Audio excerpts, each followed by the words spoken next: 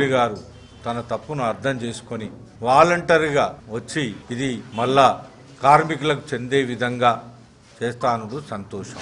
అంత మాత్రాన్నే అయిపోదు. దాన్ని ఇమీడియట్లీ తన స్పందన మళ్ళీ ఎంబడే రేపే రాష్ట్ర ప్రభుత్వంలో మంత్రిగా ఉన్నారు వాళ్ళతోని కార్మిక భవనానికి అదే ల్యాండ్లా నిధులు పెట్టి శాంక్షన్ చేసి కొబ్బరికాయ కొడితే అప్పుడు పూర్తిగా మేము కూడా నమ్ముతామని తెలియజేస్తూ, ఎందుకంటే దాని మీద నాయకులంతా గోల్మాల్ చేసి ఒక కార్మికుల భవనం అనే సంగతి ఇక్కడ ప్రతి ఒక్క పిల్లగాళ్ళకు తెలుసు.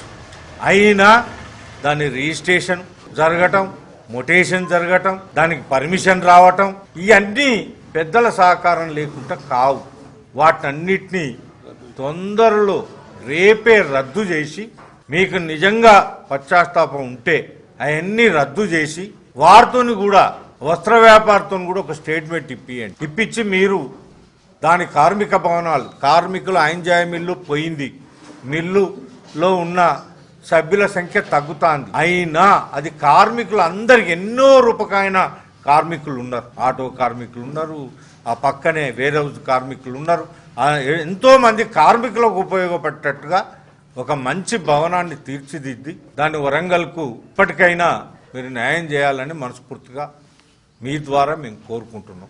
అదేవిధంగా 60-70 సంవత్సరాల కాంచి ప్రజా భవనం అని కార్మికుల భవనం అని తెలిసి కూడా మోటివేషన్ చేసిన ఆ ఆఫీసర్లను వారి మీద కూడా చర్య తీసుకుంటే ఇట్లాంటి ప్రభుత్వ భూములను ఇంకా ముందు కూడా అట్లాంటి చేసడానికి ఎవరైనా వెనక ముందు చేస్తారని తెలియజేస్తూ, మీకు తెలియక వచ్చినా అని మీరు చెప్పినారు, కానీ ఇది ఇప్పుడైనా తెలిసి మీరు రేపు 3-4 రోజులలో దానికి నిధులు పెట్టి కార్మిక భవనాన్ని శాంక్షన్ చేసి దాని పాత పర్మిషన్లన్నీ రద్దు చేస్తే పూర్తిగా మేము సంతోషం